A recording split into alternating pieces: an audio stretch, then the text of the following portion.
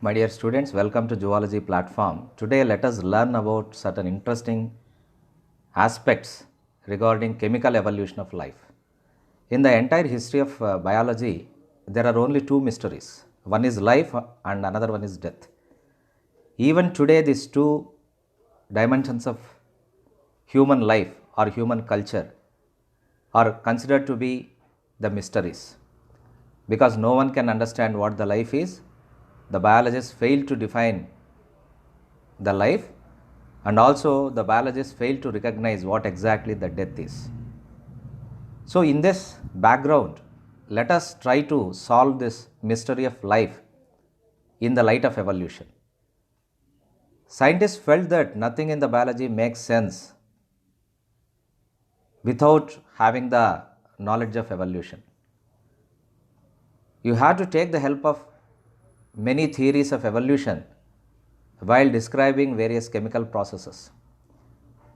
So, before Darwin, Lamarck proposed their own theories, there was some sort of confusion regarding the origin of life on Earth. Many theories were proposed, but they were found to be unscientific in their content and also in their essence. There were many theories like special creation theory, which was nothing but a religious dogma. There was one more theory called theory of abiogenesis, which stated that the life comes from non-life. But all these theories were simply considered as myths or dogmas or superstitions. The first scientific attempt to define evolution and the first scientific attempt to explain the process of formation of life on Earth was made by Oparin. Oparin came forward with one theory called chemical evolution theory, and Oparin was supported by Haldane. This chemical evolution theory was also known as Coservate theory.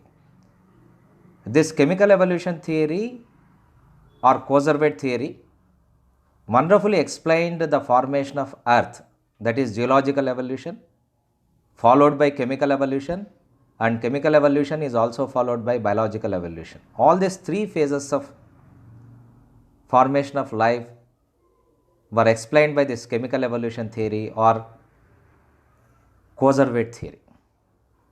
We know pretty well that Earth was formed due to some sort of explosion that took place within the Sun.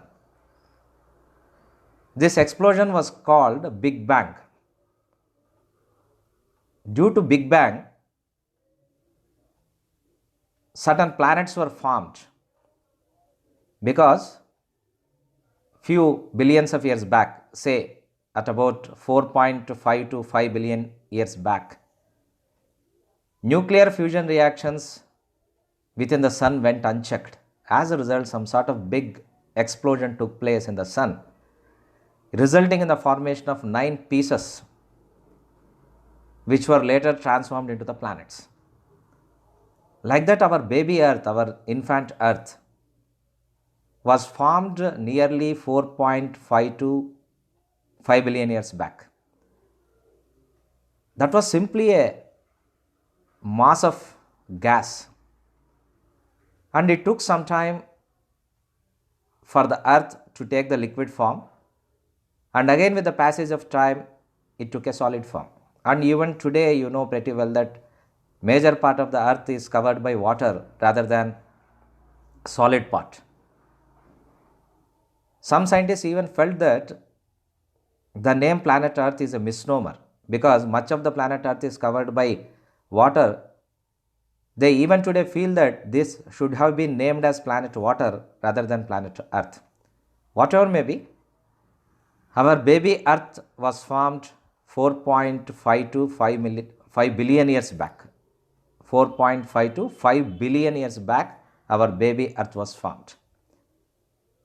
There was a tremendous temperature that was enveloping the planet Earth during those times. The temperature of the planet Earth, baby planet Earth, was somewhere around 5000 to 6000 Celsius degrees. And at these higher temperatures, you can't expect anything either in the liquid form or in the solid form. Everything was a simple bubble of gas. And it took many millions of years for the earth to get cooled up. Someone might have told, cool baby, cool. Like that, planet Earth took some millions of years to get cooled down. During this process of cooling down, the various chemicals, hydrogen, helium, carbon, etc., all these factors, especially hydrogen and helium, they came nearer to the surface of the earth. These are all simple inorganic chemicals or simple inorganic elements that still did not interact with each other. Because any chemical interaction needs energy. That energy supplying element or that energy supplementary factor was absent in those days. But due to percolation of ultraviolet rays, or maybe due to volcanic eruptions and explosions, energy was generated and it has reached the planet Earth. And due to the energy that is supplied by these physical forces like lightning, ultraviolet rays, volcanic eruptions like that, the various chemicals that were present in that primordial primitive atmosphere started interacting with each other. And especially there are certain free radicals like CH minus and CH2 minus, and when the energy was supplied to them, they started forming certain simple organic compounds. That means there were only simple inorganic material first. Later, these simple inorganic materials interacted with each other due to physical forces like lightning and ultraviolet rays, etc., and they started forming organic molecules. But these organic molecules were basically formed due to the condensation of these free radicals. And during the same time, during the same process, water vapor was there. If you observe all these factors which I explained now, if you observe all these factors carefully, you can realize that the primitive atmosphere was a reducing atmosphere characterized by the absence of free oxygen. There was no free oxygen in the primitive atmosphere. As a result, it was branded as a reducing atmosphere. That means the primitive atmosphere was basically characterized by the presence of hydrogen and absence of oxygen. So during prevailing reducing atmosphere, certain free radicals like CH minus and CH2 minus got condensed to form simple hydrocarbons. Later, of course, these hydrocarbons reacted with some other forces, some other chemicals that were present in that primitive atmosphere, and they formed amino acids. Because these free radicals got transformed into hydrocarbons, hydrocarbons interacted with ammonia that was already there in the primitive atmosphere, forming amino acids. And monosaccharides were also formed. Nucleosides, nucleotides, etc. were also formed. Fatty acids were also formed. That means in the primitive atmosphere, due to the interaction of certain simple inorganic molecules, simple organic molecules were formed. And now the third phase is the formation of complex organic molecules. That means monosaccharides might have combined with each other to form polysaccharides, and the nucleosides, they might have combined together to form nucleotides, subsequently into DNA and RNA. Amino acids got bound with peptide bonds leading to the formation of polypeptides, proteins, etc. All these reactions were taking place in the oceanic water currents. Because I told that the primitive atmosphere was characterized by the absence of free oxygen, but oxygen was available in the form of water vapor. When the earth temperature was around 5000 to 6000 degrees C, everything was, of course, pervaded by water vapor. With subsequent cooling, this water vapor got condensed into raindrops, streams, rivers, and oceans. Like that, ocean waters were formed due to the condensation of water vapor. That means in the primitive atmosphere, two parallel processes were taking place. One is the formation of organic molecules from simple molecules, and another one is formation of ocean water currents because of the condensation of water vapor. So these ocean water currents or river water or whatever may be, water might have formed the platform for the formation of all these chemical reactions. So water is considered as elixir of life right from olden days. Now just imagine, in the oceanic water currents, all these chemical particles, namely carbohydrates, lipids, proteins, DNA, RNA, they were floating. Just like various components that were floating in the soup that was made by you in the kitchen, in the ocean water currents, all these chemical particles, they were floating like that. This is called primordial soup. Haldane named it as primordial soup. Because if you recapitulate all this chemical process, you can find that during primitive atmosphere, all these chemical factors like carbohydrates, proteins, RNA, DNA, lipids, they were just floating in the oceanic water currents just like a soup. It resembled a soup, primordial soup. So in this primordial soup, now these complex organic molecules were formed. Once the DNA is formed, DNA particle started exhibiting some sort of replication. But the DNA that was formed during this primitive atmosphere got drained away, got dissolved in the oceanic water currents, because you know that DNA is highly soluble in water because of the presence of the hydrogen bonds. Don't think that DNA is insoluble. DNA is highly soluble in water because of the presence of hydrogen bonds. So in the primitive atmosphere, when the DNA was being formed, at the same time it was also dissolved. That means the DNA that was formed did not persist. And again, due to some accident, due to some chance, lipids and proteins, carbohydrates enveloped the DNA particle. And now one colloidal particle was formed. That's nothing but a DNA particle surrounded by a lipoproteinous membrane, and this is exactly called coservate. So coservate is nothing but a bubble-like molecule which contains DNA, and that is surrounded by the lipoproteinous structure. And this lipoproteinous structure might have prevented the DNA from getting dissolved, from being dissolved in the oceanic water currents. As a result, it started persisting. Now this coservate, which resembles the particle of life,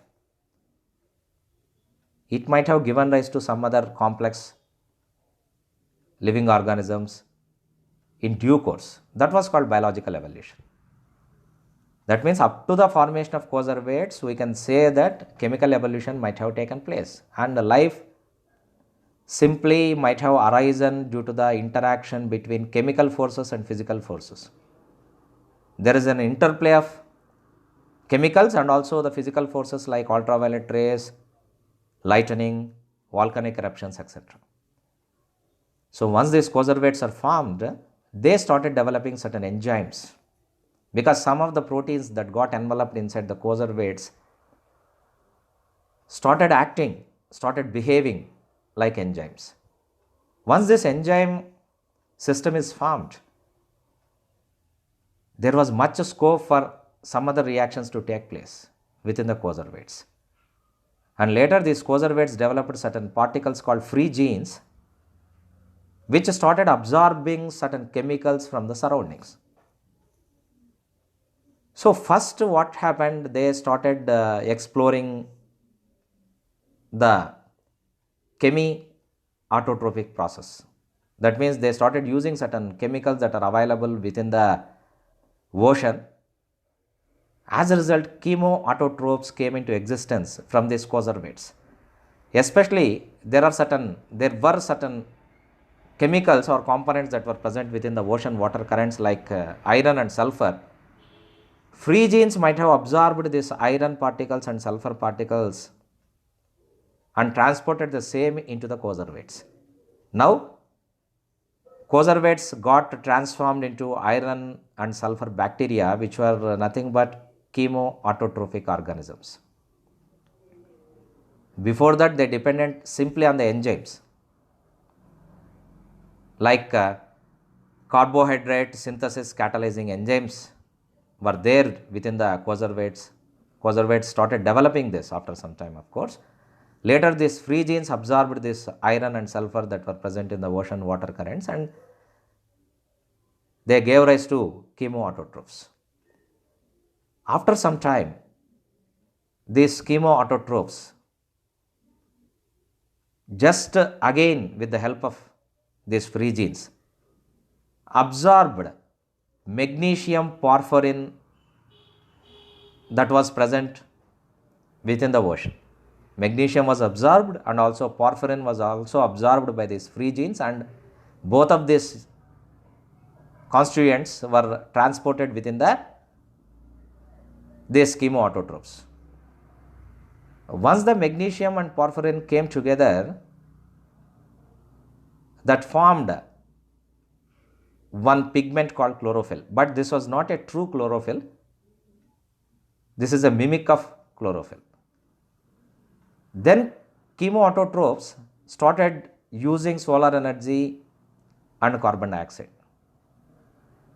but in the absence of oxygen. They did not release oxygen in this process. In the absence of oxygen also it took place, this synthesis took place. That means anoxygenic autotrophism came into existence. Still oxygen was not evolved. Still the atmosphere continued as reducing atmosphere only. So now, after some time, somehow these anoxygenic autotrophs developed true chlorophyll. Again, due to the same process of imbibition, that means imbibing the different magnesium and porphyrin components from the ocean. Somehow they developed this true chlorophyll. Once the true chlorophyll was formed, photosynthesis occurred, then oxygenic autotrophism came into existence, and during the process of photosynthesis, oxygen was evolved, converting the reducing atmosphere into the oxidizing atmosphere. That means, let me sum up. First, there was only sun in our galaxy, along with the different stars, of course. And within the sun, nuclear fusion reactions went unchecked one fine day, and it led to the Big Bang or tremendous explosion. As a result, 9 fragments were separated from the sun, and these fragments were in the form of a gas. Later they got liquefied, and later they got solidified. And one of this fragment was known as planet Earth. Baby Earth was in gaseous form. Later it got cooled up. Starting temperature was at around 5000 to 6000 degrees C. That was a reducing atmosphere characterized by the presence of hydrogen and absence of oxygen. Only water vapor was present. Chemical reactions still did not take place due to the need of energy supplements. But Due to the energy that was supplied from UV rays, volcanic eruptions, and also from lightning, chemical reactions started forming simple organic molecules. Parallelly, water vapor also got condensed to form water, and thus oceans, rivers, streams, lakes were formed on the baby earth. But everything was still surrounded by water. Major part, 99% of baby earth was 99% of baby earth was surrounded by water. Once the simple organic molecules were formed in the form of amino acids, monosaccharides, fatty acids, nucleosides, later from these simple organic molecules, complex organic molecules were formed in the form of proteins, lipids, carbohydrates, and RNA and DNA. And the DNA molecule that was surrounded by the lipoproteinous membrane is known as coservate. Coservates later developed free genes which started absorbing various chemicals from the surrounding oceanic water. Later, chemiautotrophism came into existence. Iron and sulfur bacteria were formed, followed by certain anoxygenic autotrophic mechanism. Later, photoautotrophism came into existence. And once the photosynthesis process started, entire reducing atmosphere of the planet Earth was converted into oxidizing atmosphere due to the release of oxygen in the copious quantities. Of course, like that, cyanobacteria were formed first. Cyanobacteria are the first organism that exactly mimic all the living characters. Cyanobacteria were the first formed living organisms on this planet Earth. Of course, later eukaryotes were formed. Eukaryotes might have formed due to the internal foldings of the plasma membranes of the prokaryotes. That was one argument, of course. Later, some other scientists felt that certain semi-autonomous organelles might have developed due to the combination of different prokaryotic organisms. So, of course, even today there was an evidence to say that certain cell organelles like mitochondria and chloroplasts, they exhibit this semi-autonomous nature, of course. So, this theory, which clearly stated that life has come into existence from chemical interaction, is called chemical evolution.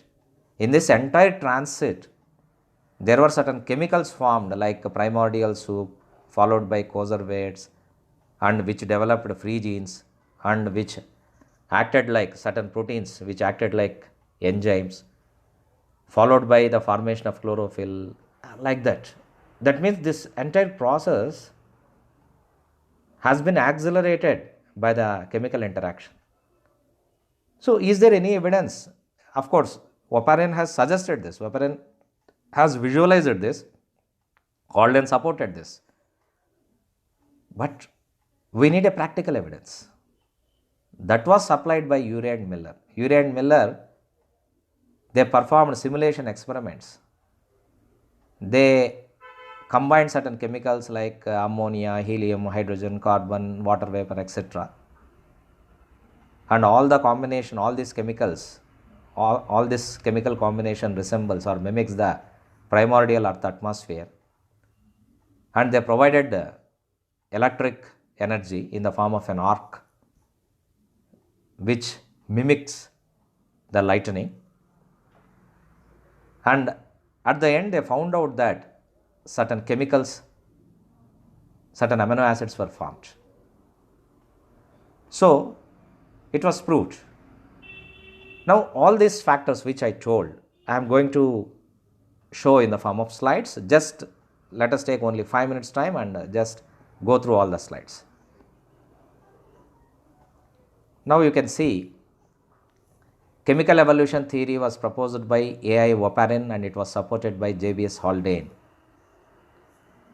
This is also called Coservate theory. Interaction of physical forces might have led to chemical interactions. Lightning, UV rays, volcanic activities might have supplied energy for chemical interactions. Origin of Earth, primitive atmosphere was formed, free of oxygen, of course, this was a reducing atmosphere. Later, simple organic molecules were formed, followed by complex organic molecules. Nuclear fusion reactions in the sun was responsible for the formation of baby Earth. Big Bang was the reason for this, and baby Earth originated approximately 4.5 to 5 billion years ago. Temperature range was 5000 to 6000 Celsius degrees during those days. Primitive atmosphere was made up of only light elements like helium, hydrogen, etc. Nitrogen was there, carbon was there, but there was no free oxygen. Oxygen was present only in the form of water vapor. Primitive atmosphere is a reducing atmosphere. There was no free oxygen. Copious quantities of hydrogen was there. Ammonia was formed. Methane was formed. That means the simple organic compounds were formed. Water vapor got condensed into water droplets. Mineral rocks were also dissolved in the seawater. Simple organic compounds later converted into complex organic compounds. This is called primordial soup or prebiotic soup, hot dilute soup, and this term was coined by J.B.S. Haldane. Formation of probions, large colloid aggregates, bubble-like droplets called Coservates, free genes, all these factors I already explained. Some proteins acquired the properties of enzymes. Origin of living organisms, chemoautotrophic organisms like iron and sulfur bacteria. Some bacteria synthesized bacterial chlorophyll, purple and green sulfur bacteria. Bacterial chlorophyll is a true chlorophyll. Later, magnesium porphyrin of ocean waters were used for the formation of true chlorophyll.